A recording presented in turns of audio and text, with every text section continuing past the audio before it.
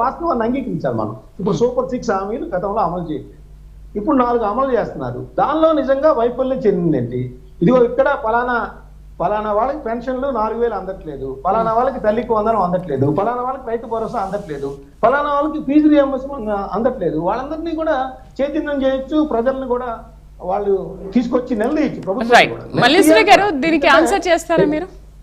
మల్లీశ్వరి గారు, మస్తాన్ గారు చాలా ప్రశ్నలు సంధించారు మీకు. సూపర్ 6 హామీలు పెద్దలు పొద్దున్నే ఇంకా ఎవరం ఏం ఫుడ్ కూడా తినుండాం, లైవ్ లోకి వచ్చాం, కానీ ఆయన గుండెల మీద చేసుకొని నిన్న జరిగినటువంటి జెడ్పీటీసీ ఎలక్షన్ రాజ్యాంగబద్ధంగా జరిగిందా లేదా అని నా వర్షన్ అయిపోయింది. సంపత్ గారు మాట్లాడదాం, శాంతి ఇవ్వండి, నన్ను మాట్లాడమనండి.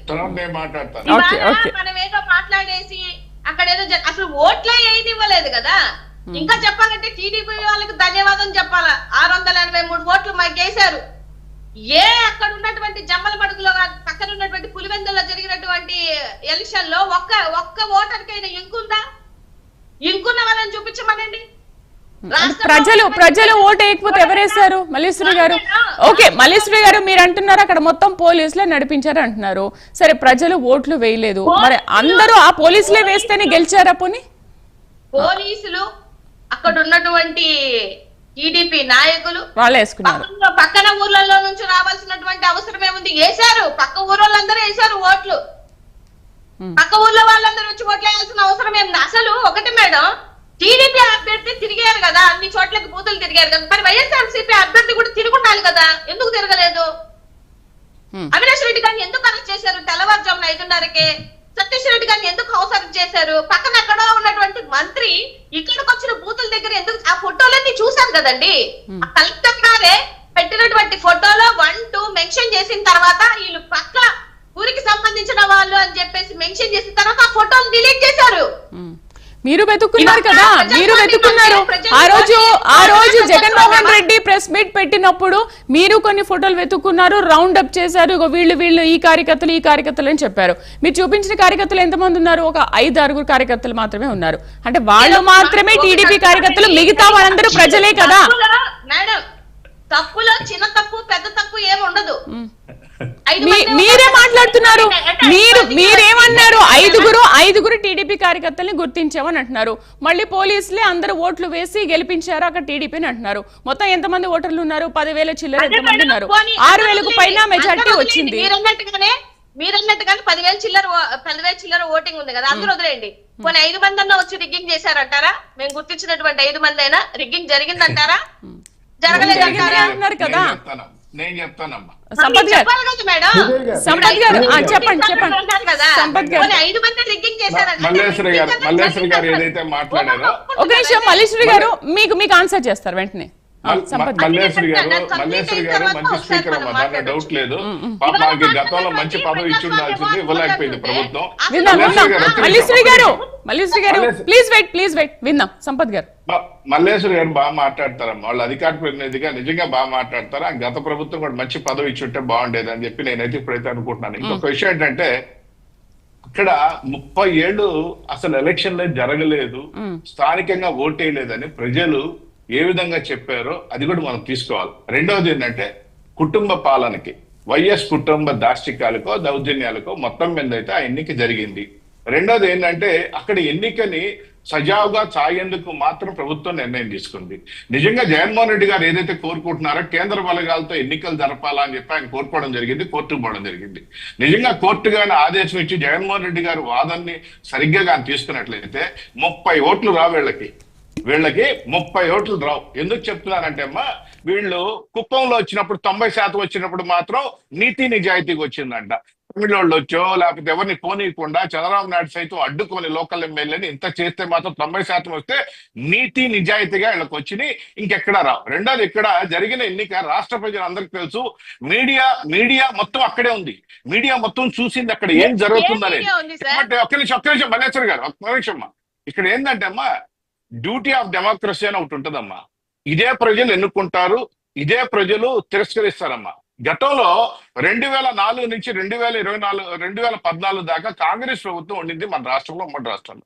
దాని తర్వాత 2014లో వాళ్ళ మీద విసిగి వేజారిపోయి ప్రజలు 2014 మేలో ఏప్రిల్లో జరిగిన మున్సిపల్ ఎన్నికలు కానీ జెడ్పీటీసీ ఎంపీటీసీ ఎన్నికల్లో ఒక కౌన్సిలర్ కానీ ఒక ఎంపీటీసీ జెడ్పీటీసీ కూడా గెలిపించరా.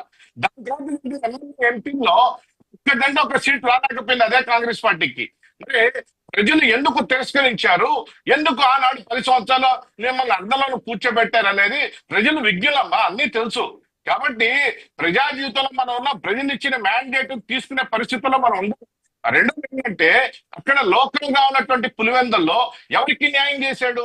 పులివెందుల్లో 30 ఏళ్ళు ఏం న్యాయం చేయకుండా, పులివెందుల ప్రజలకు నీళ్లు ఇవ్వకుండా, పులివెందులో ఉన్నటువంటి ఎక్సీ ఎమ్మెల్యే ఒక మాజీ ముఖ్యమంత్రి తమ్ముడు, ఒక మాజీ ముఖ్యమంత్రి చిన్న చనిపోతే వాళ్ళ బిడ్డకి న్యాయం చేయలేని వ్యక్తి మనకేం న్యాయం చేస్తాడనే పరిస్థితుల్లో ప్రజలు ఎదురు తిరిగితే దానికి మమ్మల్ని అంటే ఏం ప్రయోజనమ్మా?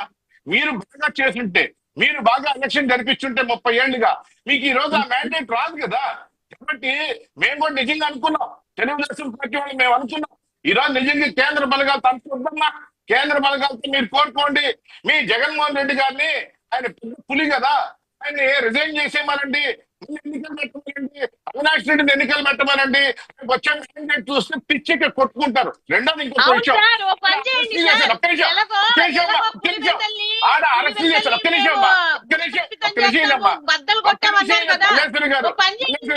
మీతో అరవలేను,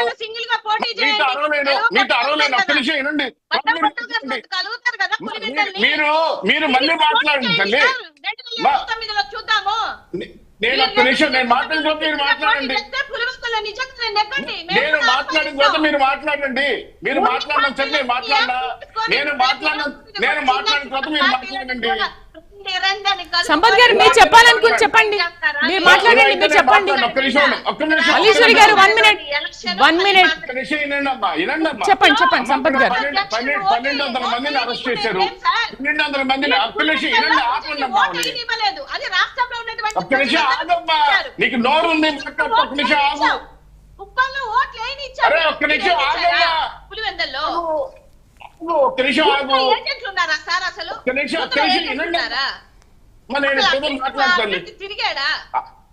మాట్లాడిన తర్వాత నేను మాట్లాడతా, లేదా నేను మాట్లాడిన తర్వాత మాట్లాడమండి. ఎంత పరిస్థితి పక్క ఊర్లో ఉన్నటువంటి వాళ్ళు చైర్మన్లు అందరూ బాగానే తిరుగుతున్నారు. ఒక్క నిమిషం అండి మల్లీశ్వరి గారు ప్లీజ్ ఆపండి అమ్మా. ఎందుకు ఒకటి ఏంటంటే, మనం ఏదో అరిస్తే భయపడిపోం, మనం అరిచినంత మాత్రాన్నే నిజం కాకుండా పోదు. అది ఒక్కటి గ్రహిస్తే చాలు. ఈ భాషకి, ఈ మాట్లాడే తత్వానికి, ఈ మాట్లాడే విధానానికి మన ప్రజల్ని ఎత్తి ఎక్కడ వేసారో అక్కడ వేసారు. ఇంత బుద్ధి రాకుండా మనం ఏదో మాట్లాడితే జరగదు. అర్థవంతమైన మీరు వచ్చేసి విమర్శ చేయండి, విమర్శ చేయండి, అర్థవంతమైన మీరు పాలన మీద అభియోగాలు చేయండి, ప్రతిపక్ష పార్టీ ప్రజల కోసం మాట్లాడండి. రప్పాలు కాకుండా ప్రజల కోసం మాట్లాడగలిగితే మీరు మళ్ళీ ప్రజలు ఎత్తున పెట్టుకుంటారు. పరిస్థితుల్లో మీరు పోలేరు. ఏం మాట్లాడతారమ్మా? అరెస్ట్ చేస్తే అది ఒకటి గుర్తుపెట్టుకోండి అమ్మా, ఎలక్షన్ ముందు ఏంటనేది కూడా వెయిట్ చేద్దాం, తప్పేముంది. ఇప్పుడు ప్రజలు కూడా ఏమంటే చేస్తారని నమ్మారు, నమ్మి ఓట్లేశారు. సో నమ్మి ఓట్లేసినప్పుడు ఈ 3 సంవత్సరాలు కూడా ప్రజలకి బాగా అర్థం అవుతుంది కదా. ఎందుకు వచ్చిన 14 నెలల్లోనే అర్థమైంది కదా మల్లీశ్వరి గారు. మనకు జరిగిన ఉప ఎన్నికలే నిదర్శనం, అదొక బెస్ట్ ఎగ్జాంపుల్.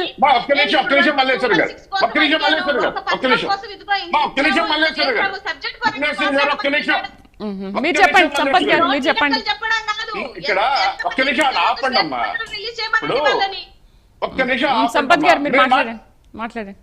ఇక్కడ ఏంటంటే అమ్మా, ముఖ్యమంత్రి స్థాయిలో మిమ్మల్ని ఒక మ్యాండేట్ ఇచ్చే ప్రజలు 150 సీట్లు ఇచ్చి మిమ్మల్ని పాలన చేయమన్నారు. మీరు చేశారు, మీరు మంచిగా చేసాం అంటున్నారు, మంచిగా చేశారు.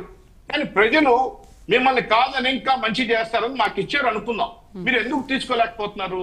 మీరు ప్రజలు నిందిస్తారా?